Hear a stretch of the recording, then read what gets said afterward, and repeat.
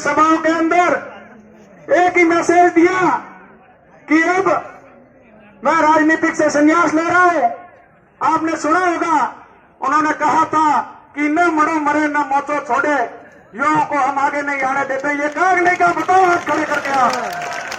साथियों, उस हेमाराम के कहने से राजाराम जी प्रधान साहब हो, चाहे हम जैसे छोटे लोग हो, इन्होंने लोकतंत्र के अंदर दावेदारी करने का सबका अधिकार है। लोकतंत्र के अंदर वोट मांगना सबका अधिकार है। कांग्रेस, भारतीय जनता पार्टी, आरएलपी किसी नेता एक का ठेका वाली यह नहीं है। राजस्थान की विधानसभा के अंदर आज भी 200 में से 27 एमएलए निर्दलीय सुनकर जाते हैं। लेकिन प्रधान साहब के साथ तो किस बात का है कि हेमाराम जी ने पूर्ण विश्वास दिलाया कि ताजाराम जी आप तैयारी करो, टिकट आपकी ही आने वाली है।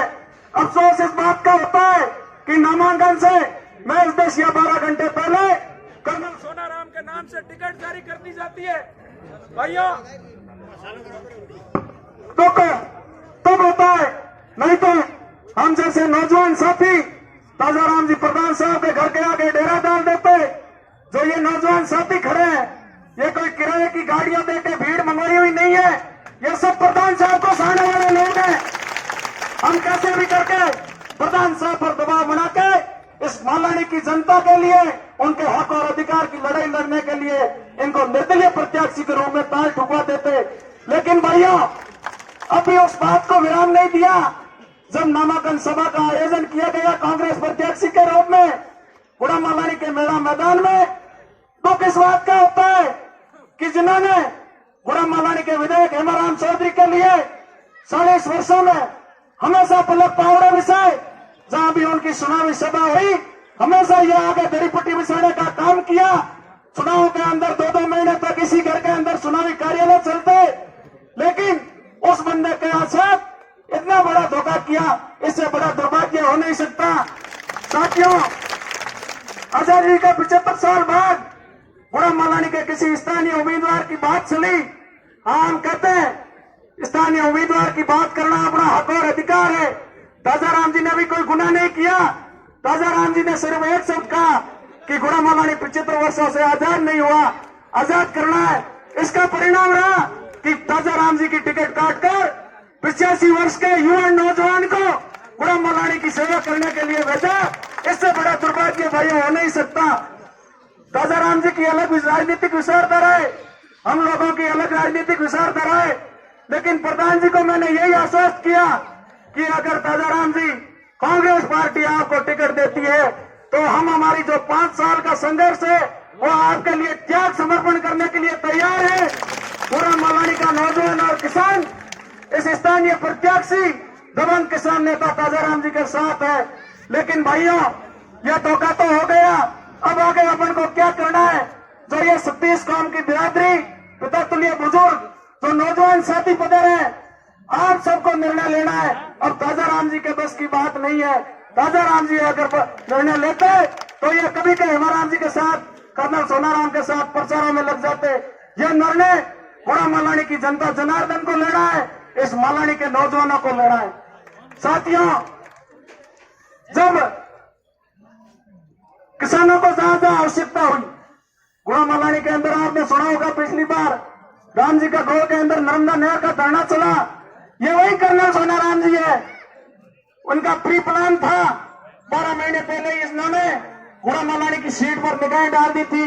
प्रधान जी को ये आपका गेम नहीं है, ये इनका प्री प्लान 12 महीने पहले सेट हो गया था। अपन बड़े बड़े किसान के बेटे, इनकी राजनीतिक षड्यंत्र अपने को समझ में नहीं आई। लेकिन मालानी की जनता जनार्दन ने अगर ठान लिया तो वोट की चोट से ऐसे बाहरी नेताओं को जवाब भी देने का काम करेंगे। भैया, चिंता करने की आवश्यकता नहीं है। विभिन्न अलग अलग दलों से गुड़ा मालानी के शिक्षाविद भी इस चुनावी समर के अंदर कूदे हुए हैं, अलग समाजों से भी लोग कूदे हुए हैं। अब तय आपको करना है कि मालानी का ताज किसके सर पे सजड़ा है। साथियों, ये लोग 25 तारीख के बाद कभी गुड़ा मालानी के लिए नहीं दिखेंगे। आप ये मन से भ्रम निकाल देना कि जहां भी मालानी के नौजवानों पर, किसानों पर अत्याचार होगा तो कि ये लोग अपने लिए धरना प्रदर्शन कभी करने नहीं ले आएंगे। इसलिए आपको सोच समझ कर निर्णय लेना है। मैं भी एक सामान्य किसान का बेटा हूं। पिछले 5 वर्षों के अंदर हनुमान बेनीवाल की राष्ट्रीय लोकतांत्रिक पार्टी से जुड़कर उनसे प्रेरणा लेकर हमेशा आपके हक और अधिकार की लड़ाई लड़ने का प्रयास किया। किसान वर्ग से आते हैं, अपने पास इतने संसाधन नहीं है, लेकिन बाहरी लोग किस तरह पैसे के दम पर मौलानी की जनता का अपमान करते हैं। दूसरी तरफ एक पार्टी के लोग यह तक कह देते हैं कि इनके पास जयपुर जाने का किराया नहीं है, तो भाइयों उनको भी नहीं छोड़ना है कि आपके पास जयपुर जाने का किराया है कि नहीं है। साथियों, किस तरह मौलानी की जनता को जलील किया जाता है।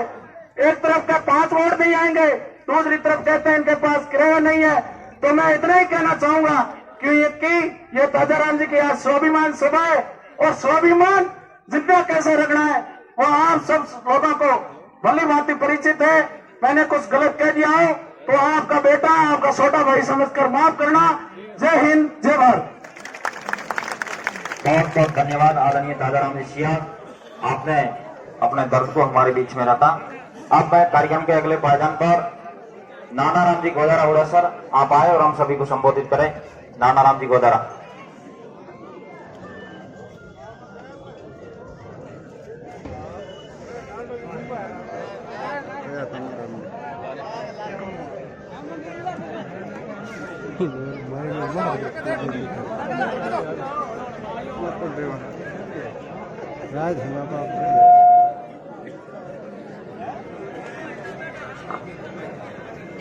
आलमदी महाराज की, भारत माता की, बुजुर्गों, सरपंच, पंचायत समिति सदस्य, जिला परिषद सदस्य, सभी युवा साथियों, आज अपने ताजाराम जी की सभा रखी गई है।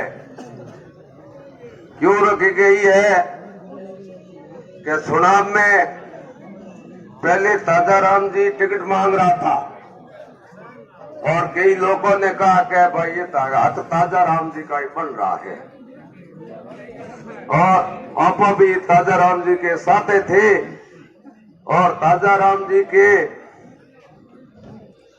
हेमाराम जी ने भी कह दियो कि हूं तो चुनाव लड़ू को दिन आप दूजो की ने लाओ। ताजाराम जी है ये तो बड़े में दूजो आप एक बात है मिनक हुए भी नहीं, रात दिन कहीं प्रदौन हुए कहीं संत हुए भी नहीं, कौन के भाई हमें कौन नहीं लानी है। जिना ताजाराम जी ने फिर के कहा हूं तो 18 पर हूं भारतीय जनता पार्टी में, के तो 18 साल होगी मैंने 2005 में 18 पर 18 पर हूं। ताजाराम जी ने कहा